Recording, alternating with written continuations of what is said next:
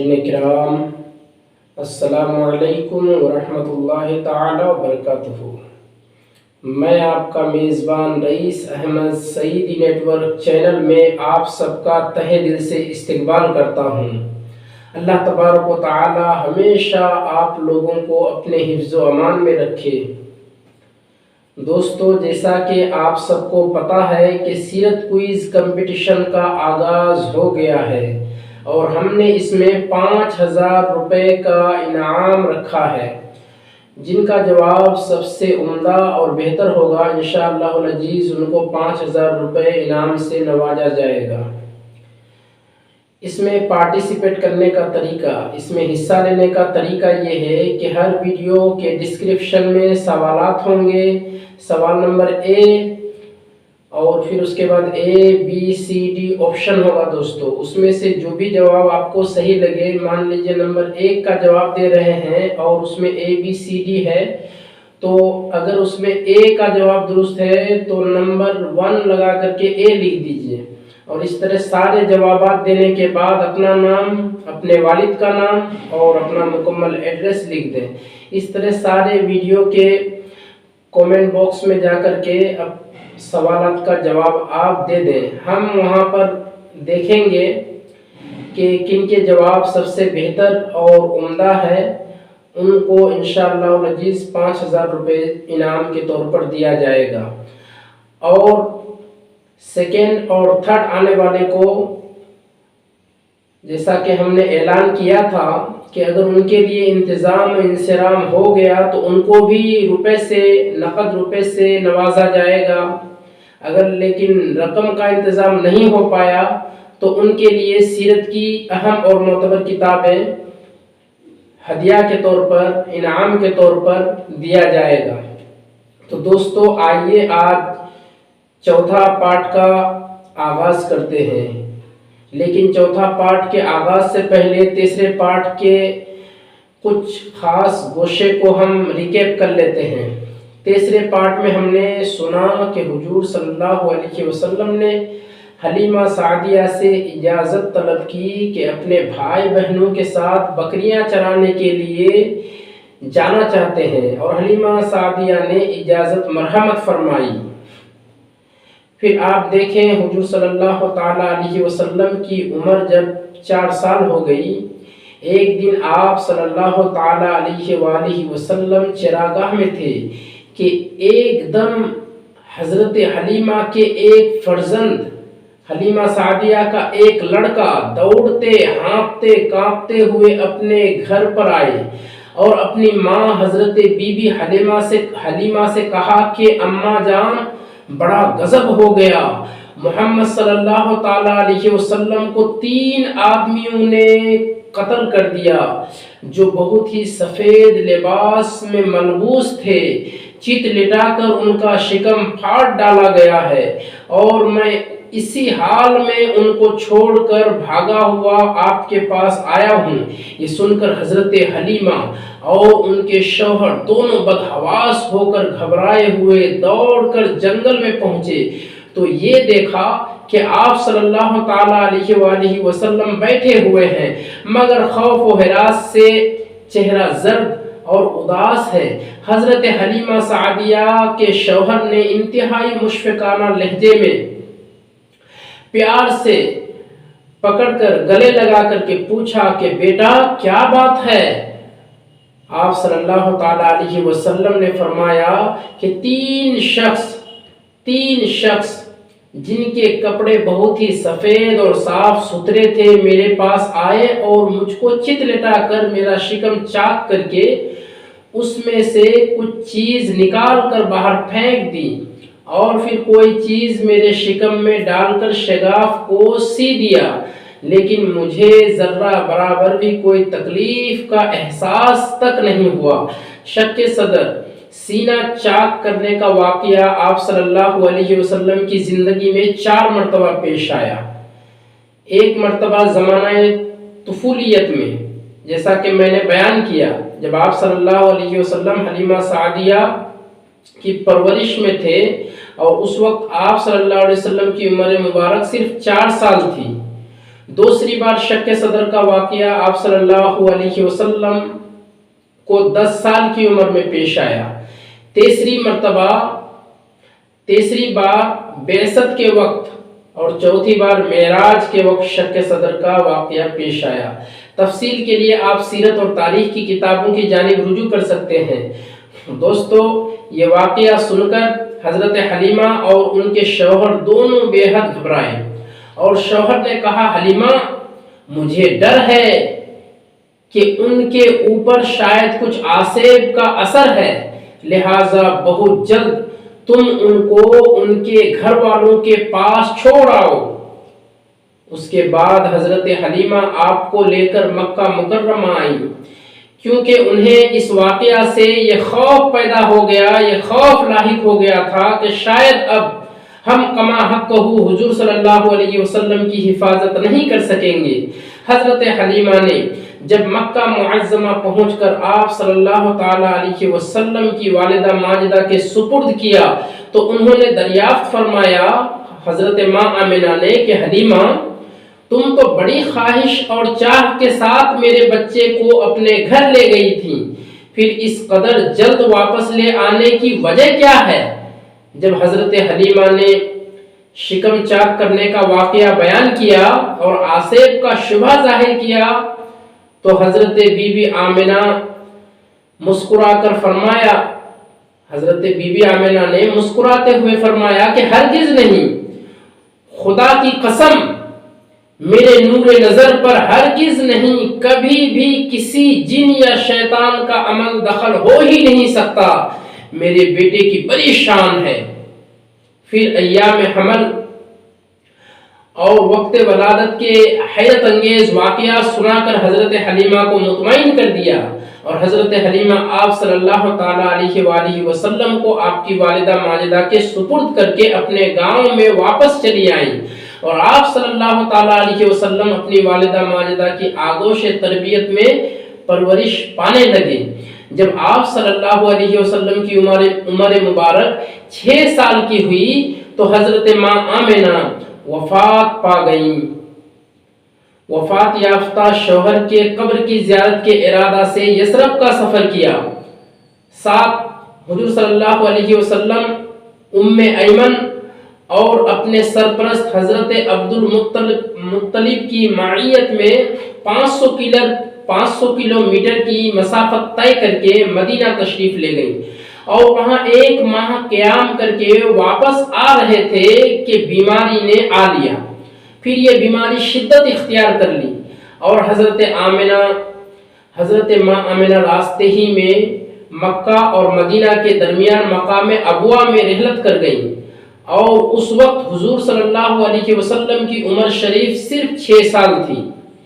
حضرت ماں آمنہ کی وفات کے بعد مقام ابوا کے مقام سے ام ایمن آپ کو لے کر مکہ مکرمہ حاضر ہوئی، اور آپ کو آپ کے دادا حضرت عبد المطلب کے سپرد کیا۔ عبد المطلب آپ کو ہمیشہ اپنے ساتھ رکھتے تھے۔ عبد المطلب جب مسجد حرام میں داخل ہوتے تو خانہ کعبہ کے سایہ میں آپ کے لیے ایک خاص فرش بچھایا جاتا، کسی کی مجال نہ تھی کہ اس پر قدم رکھ سکے، حتیٰ کہ حضرت عبد المطلب کے اولاد بھی اس فرش کے ارد گرد حاشیہ اور کنارے پر بیٹھتی، مگر جب آپ صلی اللہ علیہ وسلم آتے تو بے تکلف مسند پر بیٹھ جاتے۔ آپ کے چچا آپ کو اس مسند سے ہٹانا چاہتے، مگر عبد المطلب اس کو کمال شفقت سے یہ فرماتے کہ میرے اس بیٹے کو چھوڑ دو، خدا کی قسم اس کی شان بہت نرالی ہے۔ حضرت عبد المطلب کا پھر انتقال ہو جاتا ہے۔ جب آپ کی عمر 8 سال ہوتی ہے تو حضرت عبد المطلب کا انتقال ہو جاتا ہے۔ 2 سال تک آپ اپنے دادا عبد المطلب کے سپرد رہے۔ جب آپ کی عمر 8 سال ہوئی تو عبد المطلب بھی اس دنیا سے رخصت ہوئے۔ ابو طالب چونکہ عبداللہ کے عینی اور حقیقی بھائی تھے، اس لیے عبد المطلب نے مرتے وقت حضرت ابو طالب کے سپرد کیا اور یہ وصیت کی کہ کمال شفقت اور غایت محبت سے اس کی کفالت اور پرورش کرنا، ایک مرتبہ رسول اللہ صلی اللہ علیہ وسلم سے کسی نے دریافت کیا کہ آپ کو عبد المطلب کا مرنا یاد ہے؟ آپ نے فرمایا اس وقت میری عمر 8 سال تھی۔ اس وقت حضور صلی اللہ علیہ وسلم کی عمر 8 سال تھی۔ ابو طالب کی کفالت عبد المطلب کی وفات کے بعد آپ اپنے چچا ابو طالب کے آغوش تربیت میں آ گئے۔ ابو طالب نے آپ کو اپنے اولاد سے زیادہ عزیز رکھا اور اس شفقت اور محبت سے مرتے دم تک آپ کی تربیت کی۔ ایک مرتبہ مکہ میں قحط تھا، بہت زیادہ قحط سالی کا دورہ تھا، بارش نہیں ہو رہی تھی۔ لوگوں نے جناب ابو طالب سے درخواست کی کہ بارش کے لیے دعا کیجئے۔ ابو طالب مجمع عام میں کعبہ میں حضور پاک کو لے کر حرم کعبہ میں حاضر ہو گئے اور آپ کی پشت کو، آپ کے پیٹھ کو خانہ کعبہ سے لگا دیا۔ آپ نے بطور تضرع اور التجا سے اپنی شہادت کی انگلی آسمان کی طرف اشارہ کرتے ہوئے فرمایا، بادل کہیں نام و نشان نہیں تھا، بادل کا دور دور تک کہیں نام و نشان نہیں تھا۔ حضور صلی اللہ علیہ وسلم نے عاجزی اور انکساری کرتے ہوئے اس انگلی سے اشارہ کرتے ہیں۔ ہر طرف سے بادل امڑ آئے اور اس قدر بارش ہوئی کہ ندی نالے بہنے لگے، سیلاب آ گیا۔ جب حضور صلی اللہ علیہ وسلم کی عمر مبارک 12 سال کی ہوئی تو ابو طالب حسب معمول قریش کے قافلہ کے ساتھ بغرض تجارت ملک شام کو جانے لگا۔ یہ دیکھ کر آپ صلی اللہ علیہ وسلم ان سے لپٹ گئے، اس لیے انہوں نے آپ کو بھی ساتھ لے لیا۔ جب قافلہ شہر بصرہ میں پہنچا تو وہاں بحیرہ راہب نے آپ کو دیکھ کر پہچان لیا اور آپ کا ہاتھ پکڑ کر کہنے لگا، یہ سارے جہان کا سردار ہے، رب العالمین کا رسول ہے، اللہ اس کو تمام جہان کے لیے رحمت بنا کر بھیجا ہے۔ قریش نے پوچھا، تجھے یہ کیوں کر معلوم ہوا؟ اس نے کہا کہ جس وقت تم گھاٹی سے چڑھے کوئی درخت اور پتھر باقی نہ رہا مگر سجدے میں گر پڑا تھا۔ درخت اور پتھر پیغمبر کے سوا کسی دوسرے شخص کو سجدہ نہیں کرتے، اور میں ان کو مہر نبوت سے پہچانتا ہوں جو ان کے شانے کی ہڈی کے نیچے سیب کے مانند ہے۔ پھر اس راہب نے کھانا تیار کیا۔ جب وہ ان کے پاس کھانا لایا تو حضرت اونٹوں کے چرانے میں مشغول تھے۔ حضور صلی اللہ علیہ وسلم اونٹ چرا رہے تھے۔ اس نے کہا آپ صلی اللہ علیہ وسلم کو بلانے کے لیے۔ آپ آئے تو بادل نے آپ پر سایہ کیا ہوا تھا۔ جب آپ قوم کے نزدیک آئے تو ان کے نزدیک آتے ہی درخت کے سائے کی طرف آگے بڑھے ہوئے پایا۔ جس وقت آپ بیٹھ گئے تو درخت کا سایہ آپ کی طرف ہٹ آیا۔ پھر کہا، تمہیں خدا کی قسم بتاؤں ان کا ولی کون ہے؟ اس بچے کا ولی کون ہے؟ ان کا ولی کون ہے؟ انہوں نے دریافت کیا۔ انہوں نے کہا، ایک شخص نے کہا کہ ابو طالب۔ پس اس نے ابو طالب سے کہا کہ ان کو مکہ واپس لے جاؤ، کیونکہ اگر تم آگے بڑھو گے تو ڈر ہے کہ کہیں یہودی ان کو قتل نہ کر دیں۔ لہذا ابو طالب آپ کو واپس لے آیا اور شہر بصرہ سے آگے نہ بڑھا، اور اس راہب نے حضور صلی اللہ علیہ وسلم کو خشک روٹی، سوکھی روٹی اور زیتون کا تیل زاد راہ کے طور پر دیا۔ حرب فجار اور حلف الفضول کا واقعہ بھی حضور صلی اللہ علیہ وسلم کی کم عمری میں پیش آیا۔ آغاز اسلام سے پہلے عرب میں جو لڑائیاں ان مہینوں میں پیش آئی تھیں جن میں لڑنا ناجائز تھا، حروب فجار کہلاتی تھیں۔ چوتھی یعنی اخیر حرب فجار میں حضور اقدس صلی اللہ علیہ وسلم نے بھی شرکت فرمائی تھی۔ اس جنگ کا سبب یہ تھا کہ نعمان بن منذر شاہ ہیرا ہر سال اپنا تجارتی مال بازار عکاظ میں فروخت ہونے کے لیے اشراف عرب میں سے کسی کی پناہ میں بھیجا کرتا تھا۔ اس دفعہ جو اس نے اونٹ لدوا کر تیار کیے، اتفاقاً عرب کی ایک جماعت اس کے پاس حاضر تھی، جن میں بنی کنانہ میں سے براز اور حوازن میں سے عروہ رحال موجود تھا۔ نعمان نے کہا، اس قافلہ کو کون پناہ دے گا؟ براز بولا، میں بنی کنانہ سے پناہ دیتا ہوں۔ نعمان نے کہا، میں ایسا شخص چاہتا ہوں کہ جو اہل نجد تہامہ سے پناہ دے۔ یہ سن کر عروہ نے کہا، میں اہل نجد و تہامہ سے پناہ دیتا ہوں۔ براز نے کہا، اے عروہ، کیا تو بنو کنانہ سے پناہ دیتا ہے؟ عروہ نے کہا، تمام مخلوق سے۔ تو عروہ اس قافلہ کے ساتھ نکلا، براز بھی اس کے پیچھے روانہ ہوا اور موقع پا کر عروہ کو ماہ حرام میں قتل کر ڈالا۔ حوازن نے قصاص میں براز کو قتل کرنے سے انکار کیا، کیونکہ عروہ حوازن کا سردار تھا۔ وہ قریش کے کسی سردار کو قتل کرنا چاہتے تھے، مگر قریش نے منظور نہ کیا، اس لیے قریش و کنانہ اور حوازن میں جنگ چھڑ گئی۔ کنانہ کا سپہ سالار اعظم حرب بن امیہ تھا، جو ابو سفیان کا باپ اور حضرت امیر معاویہ کا دادا تھا، اور حوازن کا سپہ سالار اعظم مسعود بن معتب ثقفی تھا۔ لشکر کنانہ کے ایک پہلو پر عبداللہ بن جدعان اور دوسرے پر قریز بن ربیعہ اور قلب میں حرب بن امیہ تھا۔ اس جنگ میں کئی لڑائیاں ہوئیں، ان میں سے ایک میں حضرت کے چچا آپ کو بھی لے گئے۔ اس وقت آپ کی عمر مبارک 14 سال کی تھی، مگر آپ نے خود لڑائی نہیں کی، بلکہ تیر اٹھا اٹھا کر اپنے چچاؤں کو دیتے تھے۔ آپ بھی تیر پھینکے تھے، بعض روایتوں میں ہے۔ بہرحال آخر میں فریقین میں صلح ہو گئی اور حلف الفضول کب پیش آیا؟ جب قریش حرب فجار سے واپس آئے تو یہ واقعہ پیش آیا کہ شہر زبیر کا ایک شخص اپنے مال تجارت مکہ میں لایا، جسے عاص بن وائل سہمی نے خرید لیا مگر قیمت نہ دی۔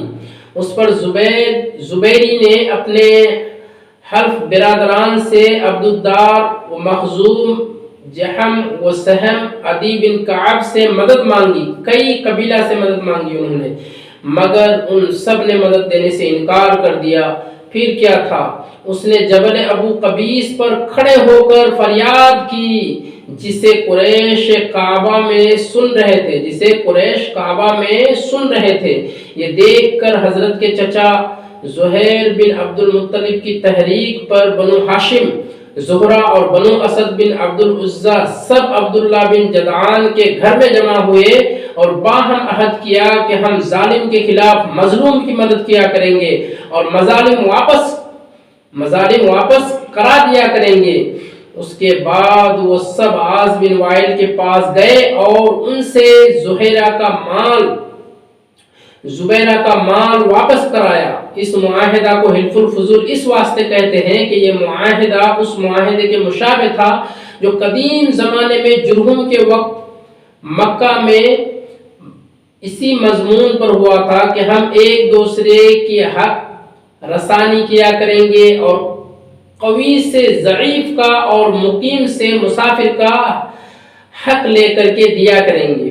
چونکہ جرہم کے وہ لوگ جو اس معاہدے کے اصل محرک تھے، ان سب کا نام فضل تھا، جن میں فضل بن حارث، فضل بن وداع اور فضل بن فضالہ تھے، اس لیے اس کو حلف الفضول سے موسوم کیا گیا تھا۔